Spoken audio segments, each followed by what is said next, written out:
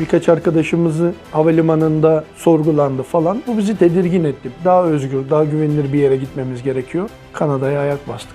Üniversite bittikten sonra Erzurum'un Oltu ilçesinde bir öğrenci yurdunda müdür oldum. 2020 yılında ilk şirketimi kurdum. Amazon satıcılarına mal tedarik etmeyle uğraşıyorum. Yusuf 6 ay sonra vatan demeye başladı, millet demeye başladı. Şu anda oturduğum evde bir Çinlinin kefaliyetiyle oturuyorum. Din var, vatan millet sevgisi var. Her şey burada. Yani dedim ben buraya geleyim. 4 yaşında çocuğum var benim, en ufak çocuğum. Ama bir bakıyorsun 4 yaşında başka bir çocuk hapishanede. Diyorsun kendi kendine, o senin için bu cefayı çekiyor. Kanada'dan herkese merhaba. Bu hafta tutunanlarda Mevlüt Emrah Mete Bey ile beraberiz. Kendisi kimyager ama Kanada'da şimdi çok farklı bir iş yapıyor. Güzel bir toptancı. Mevlüt Bey merhaba. Merhaba. Sohbetten önce deponuzu gezdik. Gerçekten güzel işleriniz var. Allah daha da güzel eylesin. Amin inşallah. İşleri konuşacağız ama ondan önce sizi bir tanımak istiyoruz. 1983 Sakarya Adapazarı doğumluyum. İlk orta lise Adapazarı'nda okudum. 8 yaşında annem babam ayrılınca güçlü bir annemle beraber annemizin babasının evine gittik ve orada yaşamaya başladık. İlk sıfırlanmamı orada yaşadım. Baba tarafım Kemalist Atatürkçü bir aile. Anne tarafım Demokratik Sol Partili bir aile. Benim etkilendiğim insan küçük amcam oldu. Kendisi milli görüşçüydü. O güne kadar sadece camiye, yaz kurslarına gidiyordum. Onun haricinde dinle alakalı böyle büyük bir temasım yoktu. Ortaokul dönemimde Hak Yol Vakfı Türkiye'de var. Annem onların kolejlerinde aşçıydı Sakarya'da. Bu vesileyle onlar beni alıp yetiştirmek istediler. Bir şekilde başladık. Annemin okuldan ayrılmasıyla, emekli olmasıyla beraber biz de oradan ayrıldık. Sonra lise hayatımda ülke ocaklarına gittim. Çünkü hayatımın her döneminde siyasetle uğraşmak istiyordum. Yani vatana, millete siyasetle yararlı olabileceğimi düşünüyordum. İdeallerimiz vardı. Öyle ceketimizi falan ters giymiyorduk. Ülke ocaklarının içerisinde işte mescit açtık. Yani biraz daha üniversiteyi kazansın insanlar, üniversiteye gitsin, kabadayı olmasınlar. O zamanlar gençlerin üniversite okumasıyla alakalı misyonunuz olduğunu söylediniz ülke ocaklarında. Belki yani o ekolün temsilcilerinden bir tanesi de Sinan Ateş'ti. Ve maalesef o da katledildi. Bugünlerde sanki öyle bir şey istenmiyor gibi. Bugün baktığımızda biraz daha yani operasyonel güç gibi duruyorlar orada. Hedef vatana millete hayırlı evlatlar yetişmesi değil de biraz daha mafyavari insanların yetişmesi için kullanılıyor. Yani bizim dönemimizde de içimizde bu tip insanlar vardı ama reis dediğimiz, başkan dediğimiz insanlar biraz daha ufuklu, üniversite okuyan, üniversiteden mezun olmuş insanlardı. Onları da takip ediyorum. Hepsi ayrılmışlar oralardan. Yani ufuklu insanlar, biraz daha böyle dünyayı öğrenmek isteyen, Müslüman Türk gençlerinin bir yerlere gelmesini isteyen insanlar biraz daha o yapılardan sıyrılmış. Başka yerlerde kendilerini bulmuşlar. Ülke ocaklarında Sakarya'da tüm ilin reisi olmuş oldum olarak liselerde. Orada da ufkum vardı ama yine bir şey eksikti kalbimde. Sonra beni tanıyan arkadaşlarım vardı. Onlar güzel insanlarla beraber tanışıyorlar. Orada dersler görüyorlarmış falan. Ya demişler Mevlüt'ü de çağıralım. Eve gittiğimde 5-6 arkadaş vardık. Bir de ben vardım. Diğer arkadaşların hepsi okuldan tanıyorum. Orta 2'den beri namazlarımı aksatmamaya çalışıyorum. O gün namaz kılmak için abdesthaneye gittiğimde abdesthanede yazıları okudum. İşte paçalarımızı sıvamalıyız falan. Enteresan geldi. Yani o gün farklı bir yerde olduğumu hissettim. İşte duygusallık oluyor bazen. Şimdi orada doğru yerde olduğumu hissettim. İnanın o gün hissettim. Şunu anladım. Din var. Vatan millet sevgisi var. Her şey burada. Yani dedim ben buraya geleyim. Sonra çünkü o ilk abimiz, o günkü ilk abimiz sonradan çok sıkıntılar çekti. O aklıma geldiği için biraz üzüldüm. Kusura bakmayın.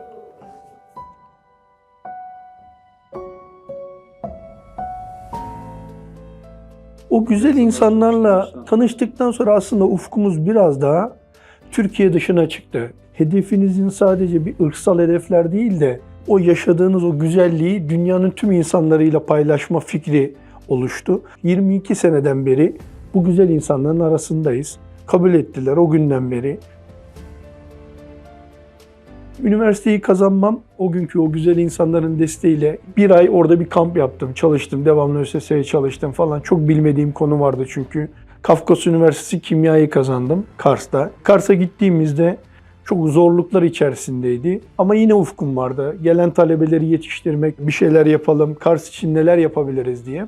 Lisedeyken ülkücü hareket içerisinde bulundunuz, hem de önemli bir yerde bulundunuz. Fakat üniversiteye geçtiniz, Kars'tasınız ve Kars'ta gençlerle ilgileniyorsunuz. Bu gençlerin çoğu Kürt.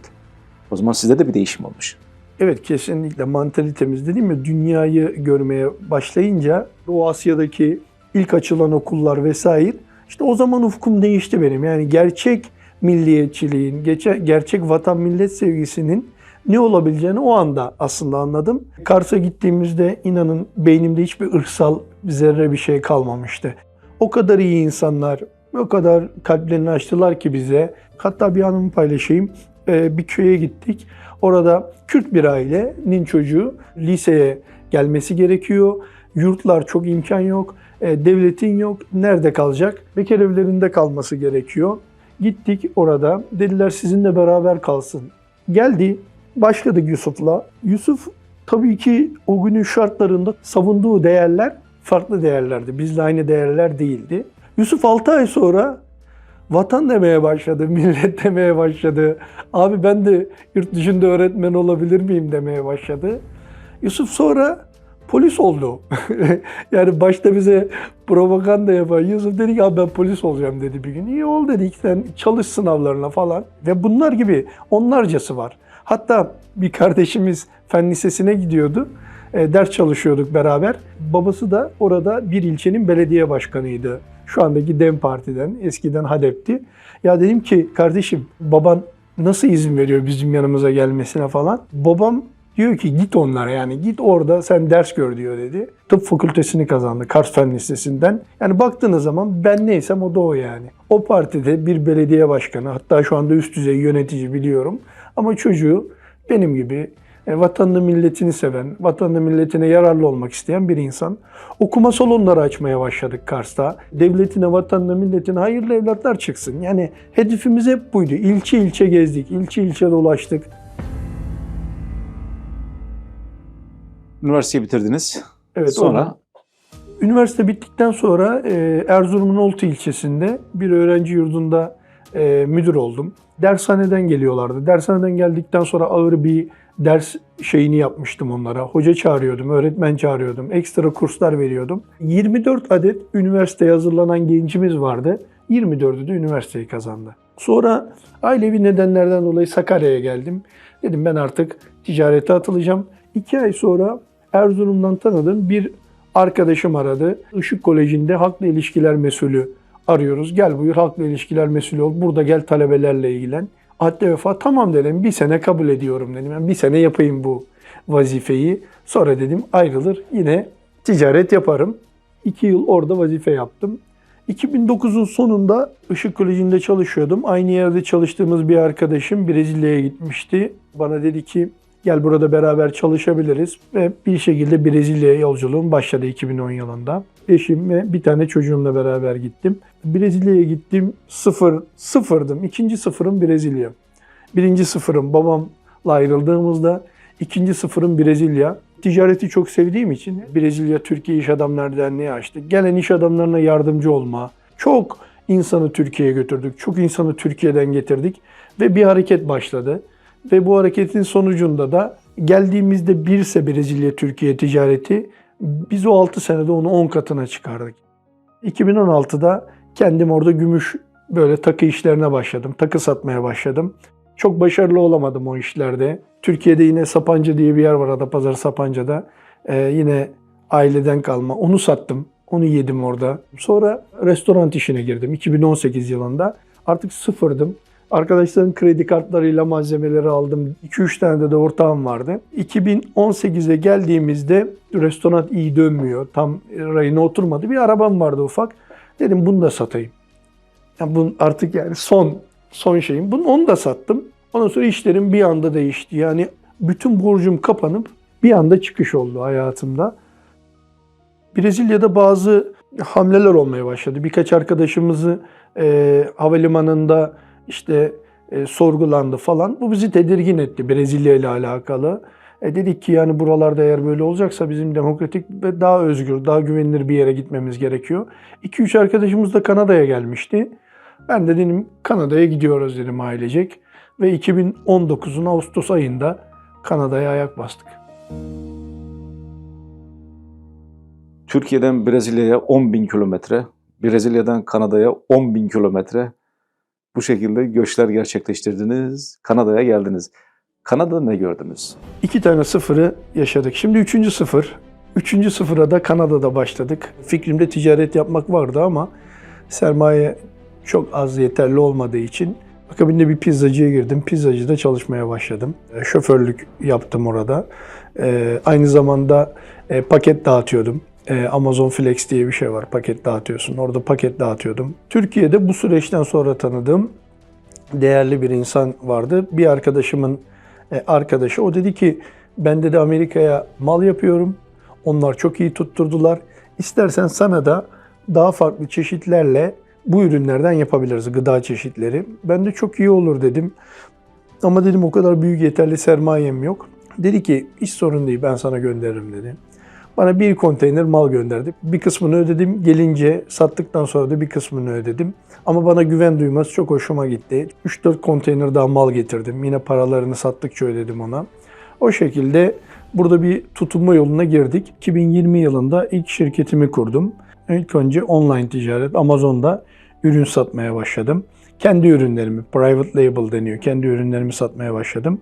O markayı şu anda diğer Amazon satıcılara satıyor. Ben kendim satmıyorum. Onlara veriyorum. Onlar satıyorlar. Ondan sonra bu işi daha da genişleterek Amazon satıcılarına mal tedarik etmeyle uğraşıyorum. Onlara mal tedarik edip onlara satıyorum.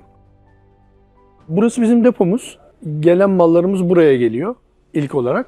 Buradan da Amazon satıcılarına sevkiyatımızı yapıyoruz. Ürünlerimiz çeşitli, her ay değişebiliyor. Ne ucuz buluyorsak piyasadan, firmalardan, fabrikalardan ne kadar ürün tedarik edebiliyorsak çeşitli. Bu ürünleri tedarik ağımız firmalarla anlaşıyoruz. Direkt manufacturer'e, fabrikalara ulaşmaya çalışıyoruz. Şu kadar adette alırsanız size bu üretimi yapabiliriz diyorlar. Biz de o adetlerle anlaşma yapıp alıyoruz. Amazon'a ilk girecek olan insanların çok düşük bütçelerle de girebilir. Ama genel itibariyle ben bu işten para kazanacağım, ben bu işte belli bir seviyeye geleceğim diyorsa kesinlikle doğru yatırım, doğru ürünlerle girmesi gerekiyor. Yani paranız var, gidip çöp de alabilirsiniz. Paranız var, gidip doğru ürün, doğru kazançlar elde edebilirsiniz o zaman.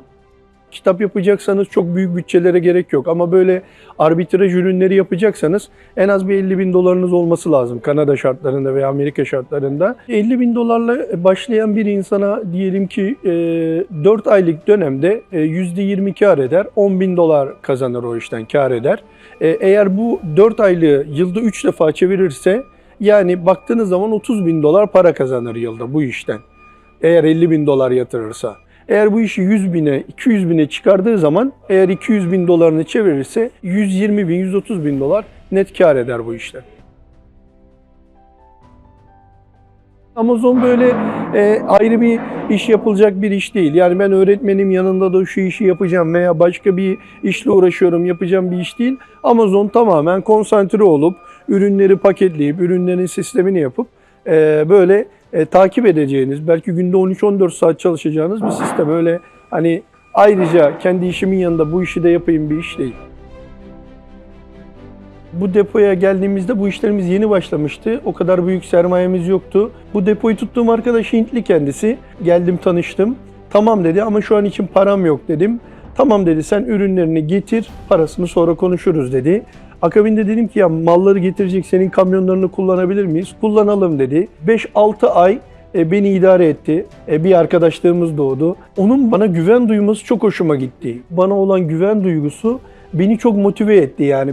Diyorlar ya Endonezya'ya ticaret erbapları gitti. Oraları Müslüman olmasına vesile oldu. Belki eğer bu insan bize bu şekilde güvendiyse, gelecekte Allah bir şey nasip edecekse bu insanlarla bir diyalog nasip edecekse Belki böyle başlayacak bu konular. Kanada'da genel itibariyle Çinli ve Hintli komünitesi çok güçlüler. Çinlilerle de diyaloğum ev tutmayla alakalı başladı. İlk geldiğimde bir Çinli emlakçıyı tanıdım. Eski evimden taşınırken, yeni evime geçerken kiracı olarak o Çinli bana kefil oldu, emlakçı bana kefil oldu. Şu anda oturduğum evde bir Çinlinin kefaliyetiyle oturuyorum. Yani baktığınız zaman Çinli, Hintli, belki önümüzde çıkacak başka bir milletten insan bize şunu gösteriyor. Yani eğer insanların içinde olursak sadece para kazanmak, burada yaşamımızı temin değil de belki Allah'ın bize vazifesini de görebiliriz. Yani ne vazife verdiğini görebiliriz. Yani ben öyle görüyorum meseleleri. Hep meselelere o nazarla bakıyorum. Yani bir vazife olacak ve bu vazifede bir istihdamımız olacak yine. Allah da bu insanlarla bizi karşılaştırıyor diye bakıyorum yani. Yani bir de şuna baktım. Yani din, dil, ırk ayrımı yapmadan yani iyi insan her yerde iyi insan. Yetiştiğimiz toplum hiçbir zaman hiç kimseye ayırt etmeden bir felsefe bize sundu, öğretti. Arkadaşımız dediğimiz, daha önceden kardeşimiz dediğimiz insanlar bir anda kötü insanlar oluyor. Bir bakıyorsunuz hiç tanımadığınız, hayatınız boyunca görmediğiniz Hintliler, Çinliler iyi insanlar olup size kardeş olmaya çalışıyor. Üçüncü sıfırınızda Kanada'da bayağı bir şeyler koymuşsunuz üst üste. Artık sıfır değilsiniz. Bundan sonrasıyla alakalı hedefleriniz ne? 2 hedefim var. Birinci hedefim Kuzey Amerika'da kendi markamın tüm marketlerde yer alması, hedefim bu aslında. İkinci hedefim de buradaki Türk komünitesinin genişlemesi, o Türk komünitesinin gençlerinin yetişmesiyle alakalı bize düşen görevlerde yer almak, maddi manevi. Bizim klasik bir sorumuz var. Onu sormak istiyorum. Herkesin görebileceği bir yere bir şey yazmak isteseydiniz ne yazardınız? Daha önce bir yerde duymuştum. İyilik iyidir sözünü yazmak isterim. Türkiye'nin içerisinde değişik yerler, sonra Brezilya, ondan sonra Kanada. Hayatınızda bayağı bir göç olmuş. Bütün bu göçlerin size öğrettiği en önemli şey ne? Yani aslında şöyle diyebilirim. Birkaç bahsettiğim 000 herhalde her sıfır ömrüme ömür katıyor. En son sıfırı da Kanada'da başladım. Belki de ömrüme ömür katıyor gibi hissediyorum yani buralar. Bu her göç bana ömrüme ömür katıyor gibi hissediyorum. Evet Mevlüt Bey, hayatınızdaki sıfır noktaları dinledik. Artık bu son sıfır yukarıya doğru rakamlar olarak devam ediyor. İnşallah devam etmeye de devam eder. Güzel bir sohbet oldu ama sohbetin sonuna da gelmiş olduk. Son olarak ne demek istersiniz? Yurt dışındayız ama inanın vatan hasreti de bizlerde çok aşırı yani. Yani çok özlüyorum. Türkiye'yi yani özlüyorsun tabii ki yani. Yani niye özlemeyelim? Memleketimiz. Ya aslında ben göç olarak bakmıyorum. Sürgün de bazen olabiliyor bu. Sürgün de diyebiliriz. İşte milletimizin takdiri bu şekilde. Gelecekte ne olur bilemem ama memleketi özlememe diye bir konum olamaz yani. Yani hatta çok özlüyoruz Türkiye'yi. Zaman gelir, buluşuruz dostlarla. Biliyoruz ki yani bizler burada gezebiliyorken sizin en yakın arkadaşınız hapishanede olabiliyor mesela. Böyle dertleriniz olabiliyor veya çok sevdiğiniz bir kardeşiniz mesela yurt dışına çıkmak isterken Meriç'te vefat edebiliyor. Çok sevdiğiniz veya hiç görmediğiniz, hiç tanımadığınız bir insan siz burada mücadele edin diye sizin yerinize sıkıntı çekebiliyor. Ailesi, çocukları. Yani bugün sizin çocuklarınız burada rahat ederken birilerinin çocukları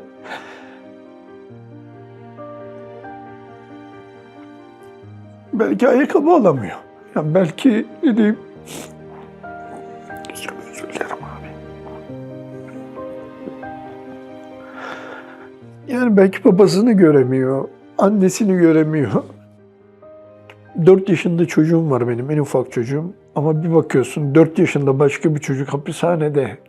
Bu içimizdeki işte bizi bile rahatsız ediyor. Diyorsun ki yani o sen çocuğunu burada seviyorken oradaki bir baba sevemiyor. Oradaki bir baba bazı şeylerden mahrum kalabiliyor. Anne mahrum kalabiliyor. diyorsun kendi kendine, o senin için orada yani. O senin için bu cefayı çekiyor. Çünkü ben belki 15 sene önce Türkiye'den çıktım ama Türkiye'de olsaydım belki ben de orada olacaktım yani. Belki ben de o koşullarda yaşayacaktım. Belki benim çocuklarım da o koşullarda olacaktı. Yani Allah hepsini bir an önce kurtarsın, ailelerine kavuştursun. Bizlere de düşen bir şey varsa yani elimizden geldiğince işte bir şeyler yapılmaya çalışılıyor yani.